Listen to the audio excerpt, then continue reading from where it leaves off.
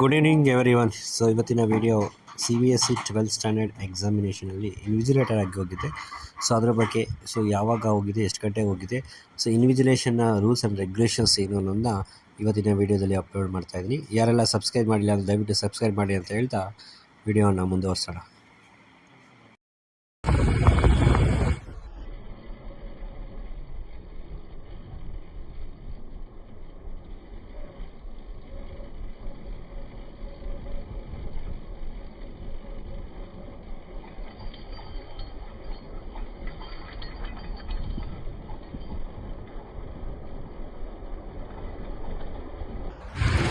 So ನಾನು ಈಗ ಬನ್ನೇರಘಟ್ಟ ರೋಡಲ್ಲಿ ಹೋಗ್ತಾ ಇರ್ತಕ್ಕಂಥ ಪ್ರೆಸಿಡೆನ್ಸಿಗೆ ಹೋಗ್ತಿದ್ದೀನಿ. ಪ್ರೆಸಿಡೆನ್ಸಿಲಿ ಆನ್ ದ ವೇ ಹೋಗಬೇಕಾದ್ರೆ ನಮಗೆ ಮೀನಾಕ್ಷಿ ದೇವಸ್ಥಾನ ಸಿಗುತ್ತೆ. ಹಾಗೆ ಬಂದಾಗ ರಾಯಲ್ ಮೀನಾಕ್ಷಿ ಮಾಲನ್ನು ನೋಡ್ಬೋದು. So royal Meenakshi mall one of the favourite mall in Bannerghatta road ಅಂತಲೇ ಹೇಳ್ಬೋದು.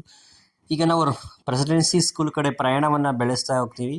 ಸೊ ಹೋಗಬೇಕಾದ್ರೆ ನಮಗೆ ಆಸುಪಾಸಿನಲ್ಲಿ ಹಲವಾರು ಮಾಲ್ಗಳು ಮತ್ತು ಅಪಾರ್ಟ್ಮೆಂಟು, ಶಾಪ್ಗಳು ನಮಗೆ ಗಮನಕ್ಕೆ ಬರುತ್ತೆ. ಅದರಲ್ಲೂ ನಮಗೆ ಕ್ರೈಸ್ಟ್ ಯೂನಿವರ್ಸಿಟಿ ಸಹ ಅಲ್ಲೇ ಬರ್ತಕ್ಕಂಥ one of the famous university ಅಂತಲೇ ಹೇಳ್ಬೋದು.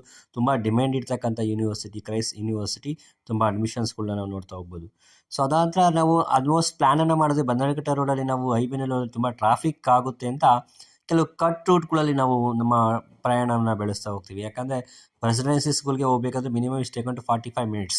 ಸೊ ನನಗೆ ಗೊತ್ತಿರೋ ಕಟ್ ರೂಟ್ ಪ್ರಕಾರ ಹೋದರೆ ಆಲ್ಮೋಸ್ಟ್ ಒಂದು 20 ಮಿನಿಟ್ಸಲ್ಲಿ ರೀಚ್ ಆಗ್ತೀವಿ. ಹಾಗಾಗಿ ನಾನು ಬೈಕನ್ನು ಕಟ್ ರೂಟಲ್ಲಿ ಎಲ್ಲಿ ಬೇಕೋ ಅಲ್ಲಿ ಓಡಿಸ್ಕೊಂಡು ಹೋದೆ. ಯಾಕಂದರೆ ಬ್ಯಾಂಗ್ಳೂರಲ್ಲಿ ನಾವು ಆನ್ ಟೈಮಿಗೆ ರೀಚ್ ಆಗಬೇಕು ಅಂದರೆ ಕೆಲವೊಮ್ಮೆ ಕಟ್ ರೂಟಲ್ಲಿ ಹೋಗಲೇಬೇಕಾಗುತ್ತೆ. ಹಾಗಾಗಿ ನಾನು ನನ್ನ ಫ್ರೆಂಡಿಗೆ ಏನೂ ಗೊತ್ತಿಲ್ಲ, ಈಸ್ ಫ್ರಮ್ ದ ಒಡಿಸ್ಸಾ. ಹಾಗಾಗಿ ನಾನೇ ಅವನನ್ನು ಬೈಕನ್ನು ಡ್ರೈವ್ ಮಾಡ್ಕೊಂಡು ಹೋಗ್ತೀನಿ. ಹೋಗಬೇಕಾದ್ರೆ ಹಲವಾರು ಅಪಾರ್ಟ್ಮೆಂಟ್ಗಳು, ವಿಲ್ಲಾಗಳನ್ನು ನೋಡ್ಬೋದು. ಯಾಕಂದರೆ ಈ ವಿಲ್ಲಾದಲ್ಲಂತೂ ತುಂಬ ಪೊಲಿಟಿಷಿಯನ್ಸ್ ಮತ್ತು ಫಿಲ್ಮ್ ಇಂಡಸ್ಟ್ರಿಯಲ್ಲಿ ಇರ್ತಕ್ಕಂಥ ತುಂಬಾ ಜನ ನೋಡ್ಬೋದು.